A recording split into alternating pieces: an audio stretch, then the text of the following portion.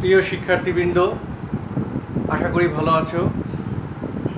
National ideal college কর্তৃক আয়োজিত online ক্লাসে তোমাদেরকে স্বাগত। ইতিমধ্যে অনেকগুলি ক্লাস নেওয়া হয়ে গিয়েছে।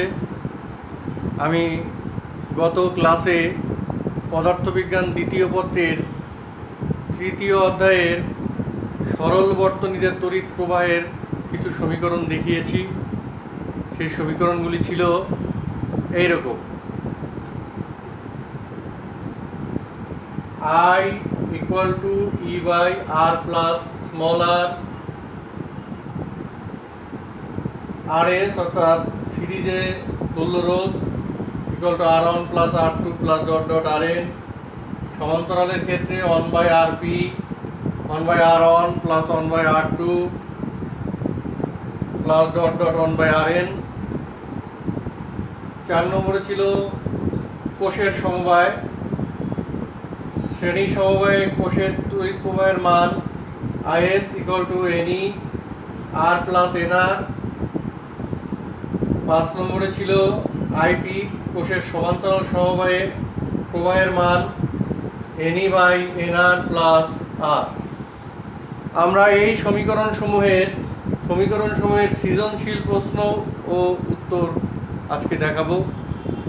তো চলো আমরা কয়েকটা সৃজনশীল প্রশ্ন সমাধান করি, তাহলে আমাদের প্রশ্ন সমীকরণগুলি আরো ক্লিয়ার হবে।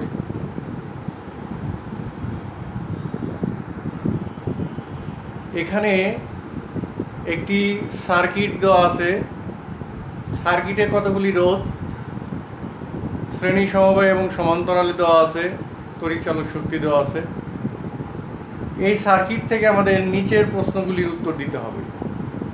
এখানে ক নম্বর অর্থাৎ জ্ঞানমূলক প্রশ্নে আছে তড়িৎচালক শক্তি কাকে বলে। খ নম্বরে ক্ষুদ্র অভ্যন্তরীণ রোধ বিশিষ্ট অনেকগুলি কোষ থেকে কিভাবে শক্তিশালী প্রবাহ পাওয়া যায়। গয়ে আছে বর্তনীর তুল্য রোধ কত, 3 মার্সের। গয়ে আছে R3 ও R6 এর মধ্যে প্রবাহ মাত্রা একই হবে কিনা, গাণিতিকভাবে বিশ্লেষণ দাও। তো প্রথমে আমরা জ্ঞানমূলক প্রশ্নে আসি। এগুলো আমাদের বইয়ে সংজ্ঞাগুলি লেখা আছে সুন্দর করে, তারপরেও আমি একবার বলে দিচ্ছি। বর্তনীর কোষের এক প্রান্ত থেকে একক ধনাত্মক আধানকে সম্পূর্ণ বর্তনী ঘুরিয়ে কোষের ঠিক ওই প্রান্তে আনতে যে পরিমাণ কাজ করতে হয় তাকে বলা হয় তড়িৎচালক শক্তি।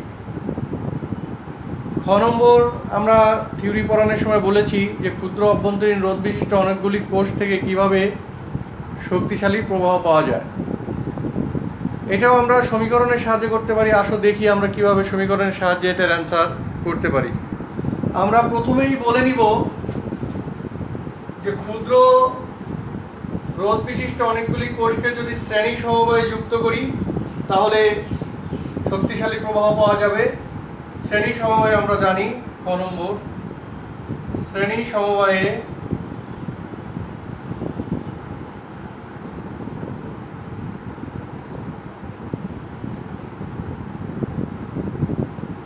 IS equal to NE divided by R plus NR।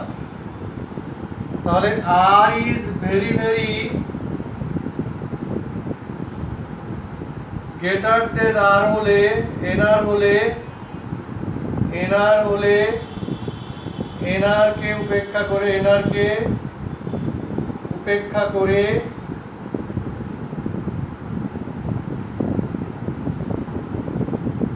IS equal to pi NE by R সমান N E by R equal to N into একটি কোষের প্রবাহ।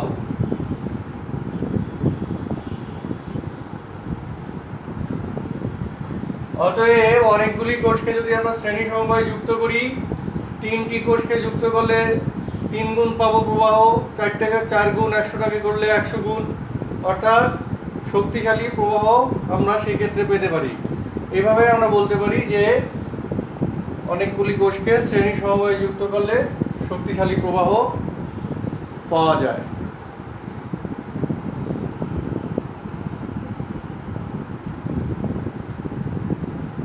নম্বরের অ্যান্সার। গ নম্বরে বলছে বর্তনীর তুল্য রোধ কত। তো তুল্য রোধ আমরা এখানে দেখতে পাচ্ছি এই রোধটা এবং এই রোধটা, তিনটা রোধ হচ্ছে পরস্পর সমান্তরালে, কারণ এখানে এসে প্রবাহটা 3 ভাগ হয়ে যাবে পরস্পর সমান্তরালে। তো সেই ক্ষেত্রে R3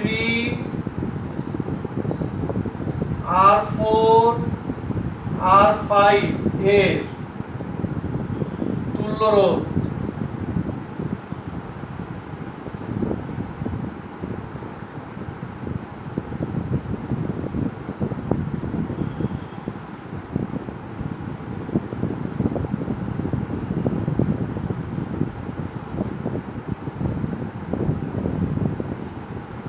RP হলে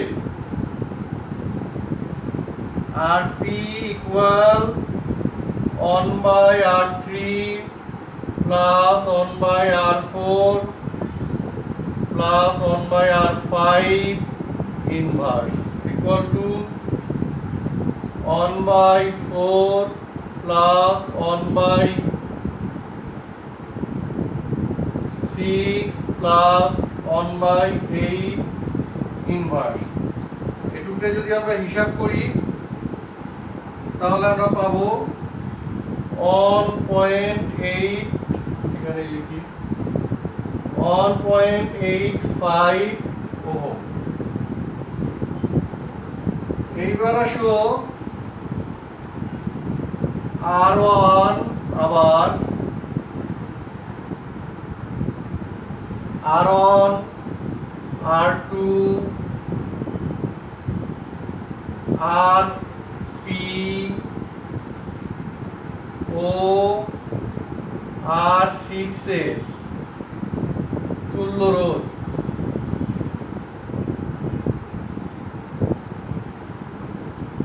R ইকুয়েশন হলে R ইকুয়েশন ইকুয়াল টু,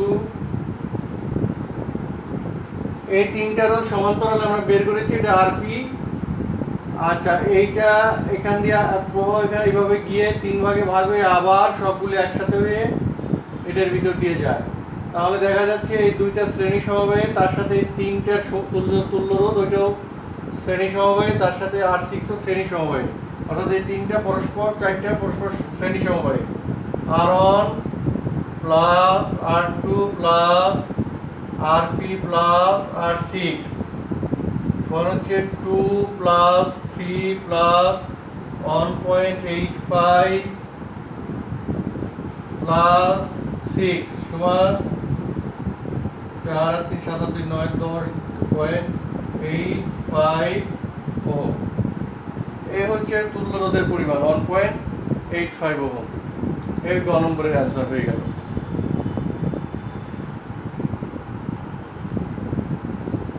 পরবর্তীতে বলেছে R3 ও R6 এর ভিতর দিয়ে একই পরিমাণ প্রবাহ যাবে কিনা। আমরা বুঝতে পারছি যে এখানে মোট প্রবাহটা এসে এখানে 3 ভাগে ভাগ হয়ে যাবে, আবার এই 3 ভাগ প্রবাহ একসাথে হয়ে মোট প্রবাহটা R6 এর ভিতর দিয়ে যাবে, যে এখানে R6 এর সম্পূর্ণ প্রবাহটা যাবে আর একটা R3 এর ভিতর দিয়ে যাবে একটা অংশ, অতএব একই পরিমাণে প্রবাহ পাওয়া যাবে না। যেহেতু গাণিতিক বিশ্লেষণ চেয়েছে সেহেতু আমাদের গাণিতিক বিশ্লেষণ করে দেখাতে হবে। তো আমরা R6 এরটা আগে দেখাই। এখানে R6 এর ভিতর দিয়ে প্রবাহিত তড়িৎ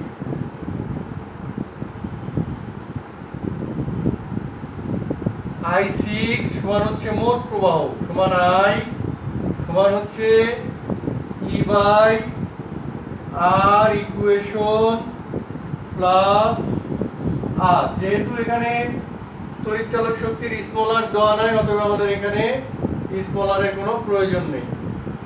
E equal to 8 by R equation. R equation পেয়েছিলাম 10.85।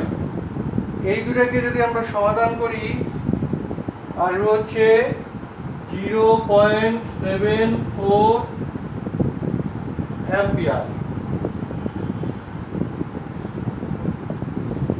এইবার আমরা বের করব হচ্ছে R3 এর ভিতর দিয়ে কি পরিমাণ তড়িৎ যায়। এটাকে আমরা 1 নম্বর দিয়ে রাখি।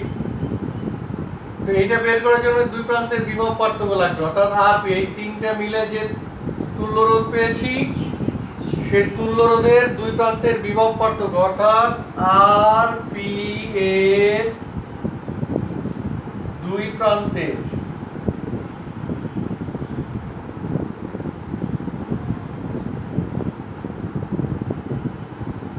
বিভব পার্থক্য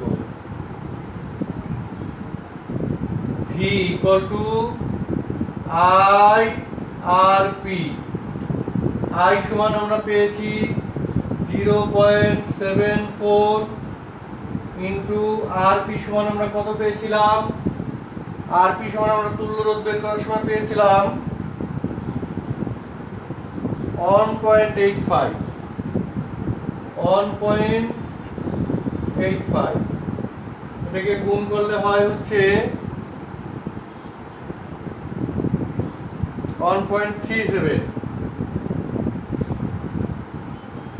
ভোল্ট। দুই প্রান্তের বিভব পার্থক্য আমরা পেয়ে গেলাম। অতএব এই রোধেরও বিভব পার্থক্য এটা হবে, এইটারও হবে, R5 এরও একই বিভব পার্থক্য হবে। অতএব R3 চেয়েছে আমাদের, R3 এর প্রবাহ I3 হলে I3 equal to V by R3। V হচ্ছে 1.37 আর R3 হচ্ছে 4। এই দুটোকে ভাগ করলে হবে হচ্ছে 0.3425 অ্যাম্পিয়ার। তাহলে আমরা I3 পেলাম 0.3425 অ্যাম্পিয়ার আর I6 পেলাম 0.74 অ্যাম্পিয়ার। প্রশ্নটা ছিল একই পরিমাণে প্রবাহ যাবে কিনা। তাহলে আমরা গাণিতিকভাবে দেখলাম যে একই পরিমাণে প্রবাহ যাবে না। অতএব আমরা লিখতে পারি, অতএব I6 is greater than I3। উত্তরটা হবে হচ্ছে একই প্রবাহ যাবে না।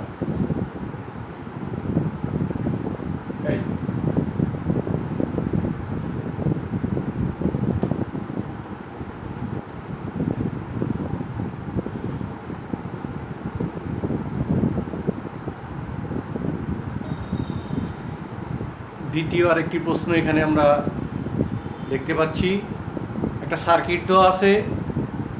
এই সার্কিট থেকে আমাদের ক খ গ ঘ প্রশ্ন দেওয়া আছে, সৃজনশীল প্রশ্ন। কয়ে জ্ঞানমূলক আছে আপেক্ষিক রোধ কাকে বলে। ইতিমধ্যে আমরা আপেক্ষিক রোধের সংজ্ঞা পেয়েছি, তবু আর একবার বলে দিচ্ছি।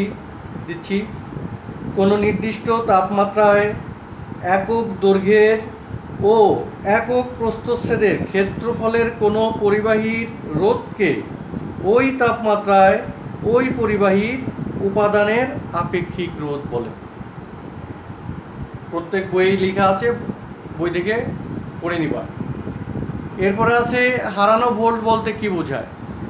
হারানো ভোল্ট হচ্ছে নষ্ট ভোল্ট বা হারানো ভোল্ট বর্তনীর মধ্যে যে অংশটুকু বহির্বর্তনীতে কাজে লাগে না, ভোল্টের যে অংশটুকু বহির্বর্তনীতে কোনো কার্যকরী নয় তাকে বলা হয় হারানো ভোল্ট। হারানো ভোল্টের সংজ্ঞাটা হচ্ছে এইরকম যে কোষের ঋণাত্মক প্রান্ত থেকে কোষের অভ্যন্তর দিয়ে একক ধনাত্মক আধান ধনাত্মক প্রান্তে আসতে যে পরিমাণ কাজ করতে হয় যা বহির্বর্তনীতে কার্যকরী নয় তাকে হারানো ভোল্ট বলে।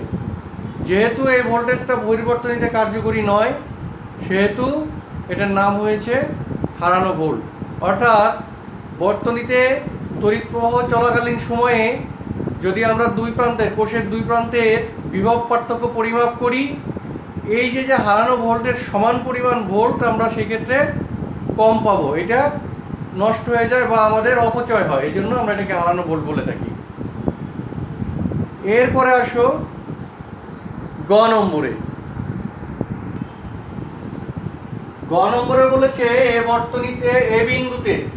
এ বিন্দুতে মোট প্রবাহ মাত্রা নির্ণয় করো। আমরা জানি এখান থেকে যে প্রবাহ যাচ্ছে দুই ভাগ হয়ে এখানে আবার একত্রিত হয়ে এ বিন্দু দিয়ে মোট প্রবাহটাই যাবে। তাহলে মোট প্রবাহটা বের করতে হলে আমাদের প্রথমে তুল্য রোধ বের করতে হবে। তাহলে R1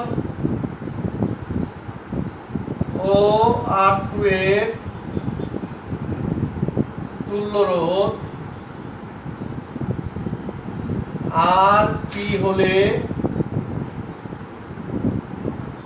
RP ইকুয়াল টু হচ্ছে 1/R1 plus 1/R2 inverse 1/120 plus 1/180 inverse 1। এটাকে যদি আমরা ক্যালকুলেটরের সাহায্যে সমাধান করি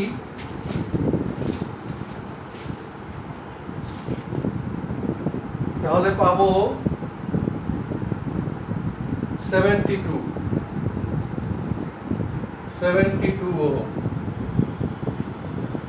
এবার RP ও R3 এর তুল্য রোধ আর ইকুয়েশন সমান হচ্ছে শ্রেণী সমবায় আছে, এই দুটো আর এটা শ্রেণী সমবায় আছে, অতএব RP প্লাস R3 সমান হচ্ছে 72 প্লাস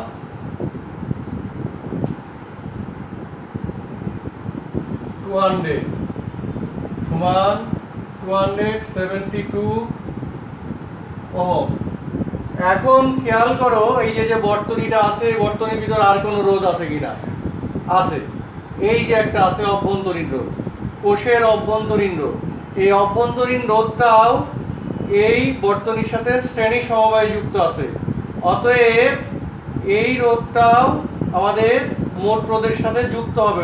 অতএব তুল্য রোধ পেতে হলে মোট, এটা ইকুয়েশন না লিখি এটাকে আমরা RS লিখি, RS1। এবার আমরা RS1 ও R এর তুল্য রোধ, এখানে আমাদের তৃতীয় প্রশ্নটা বলেছে এ বিন্দুতে প্রবাহ মাত্রা কত, এজন্য আর এর তুল্য রোধটা আমাদের লেখার প্রয়োজন নেই, লিখলেও পারি, লিখেও অঙ্কটা করতে পারি। আচ্ছা লিখেই করি অঙ্কটা। RS1 ও R এর তুল্য রোধ আর ইকুয়েশন ইকুয়াল টু হচ্ছে RS1 প্লাস R সমান 272 প্লাস 0.5 272.5 ওহম। অতএব মোট প্রবাহ মাত্রা I equal to E by R equation. যদি আমরা স্মল r সহ রোধটাকে নির্ণয় না করতাম তাহলে সমীকরণটাই আমরা লিখতাম I equal to E by R plus R, অর্থাৎ এই আরটা এই RS1 প্লাস R লিখতাম। যেহেতু মোট তুল্য রোধ বের করে ফেলেছি স্মল r সহ, অতএব আর এখানে স্মল r বসবে না। E ইকুয়াল টু 12, আর ইকুয়েশন হচ্ছে 272.5 ইকুয়াল টু, এটাকে হিসাব করলে আসবে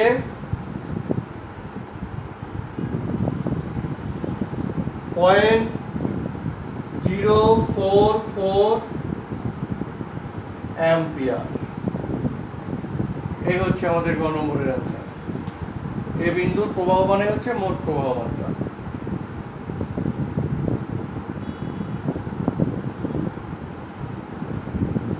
ঘ নম্বরে আছে কোন রোধটিকে অপসারণ করলে প্রবাহ মাত্রা সর্বোচ্চ হবে। তো আমরা R1 রোধকে অপসারণ করলে আমরা পাচ্ছি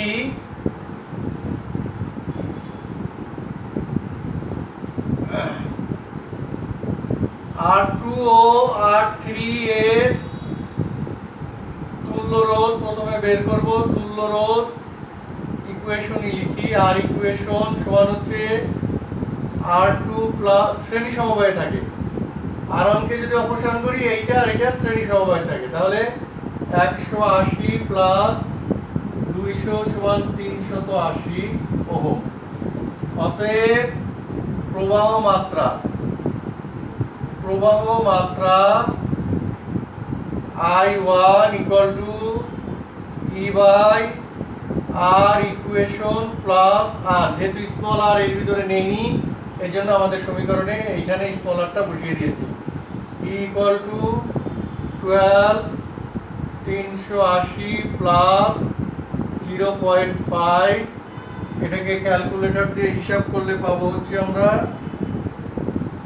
0.0315 অ্যাম্পিয়ার। এইবার R2 কে অপসারণ করলে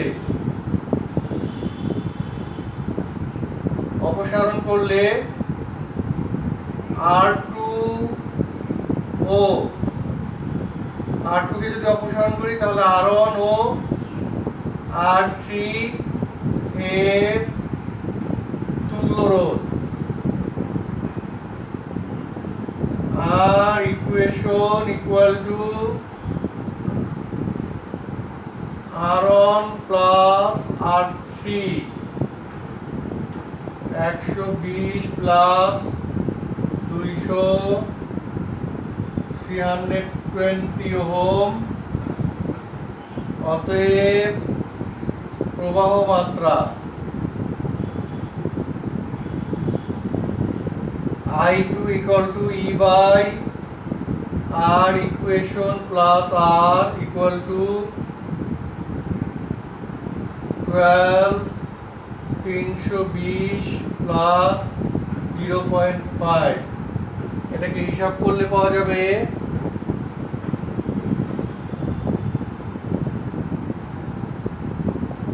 0.0374 অ্যাম্পিয়ার।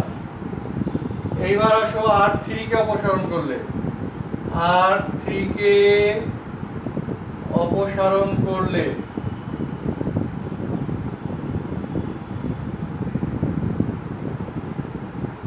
R1 ও R2 এর তুল্য রোধ আর ইকুয়েশন, এটা বাদ দিলে এই দুটো থাকে সমান্তরালে হবে হচ্ছে 1 by R1 plus 1 by R2 inverse 1 by 120 plus 1 by 180 inverse 1 equal to হচ্ছে 72 ওহম। এইবার প্রবাহের মানটা আমরা বের করে দেখি।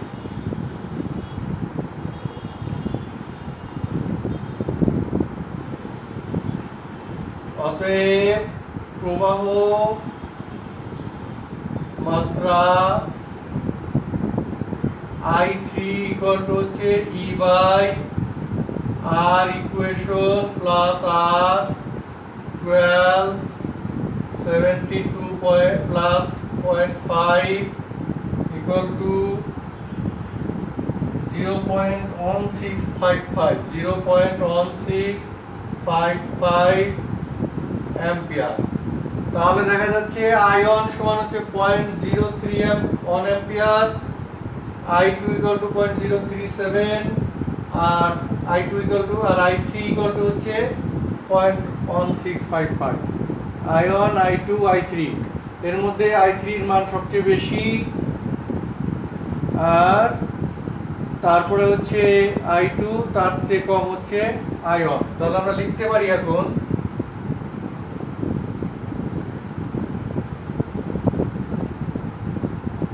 অতএব I3 is greater than I2 is greater than I1 অ্যান্সারটা হবে R3 অপসারণ করলে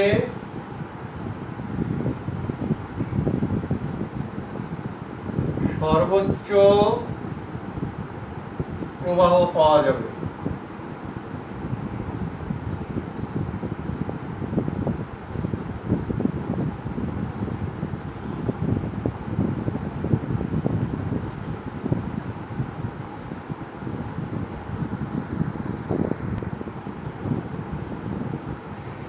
এবার এই 3 নম্বর সৃজনশীলটি তোমরা বাসায় চেষ্টা করবা।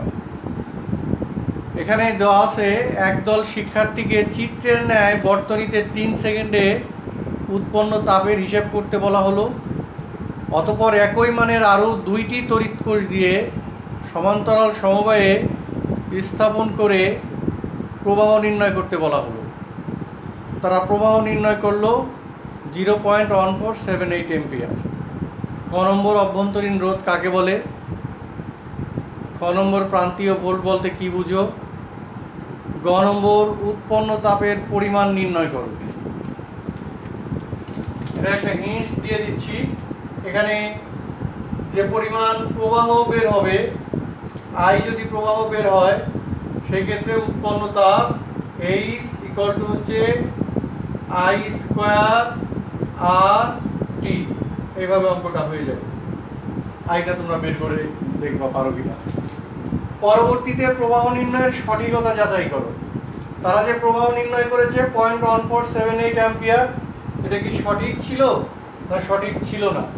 সেই ক্ষেত্রে তুমি তারা সমান্তরাল সমবায় স্থাপন করতে বলেছে। সমান্তরাল সমবায় স্থাপন করলে প্রবাহটা হবে হচ্ছে IP equal to NE by NR plus R. এই সূত্রে মানগুলি বসাবা। যদি এটার সাথে মিলে যায় তাহলে সঠিক ছিল, আর যদি না মিলে তাহলে সঠিক ছিল না। যদি সঠিক না থাকে তাহলে কি হতে পারে? তাহলে শ্রেণী সমবায় হতে পারে। IS equal to এনই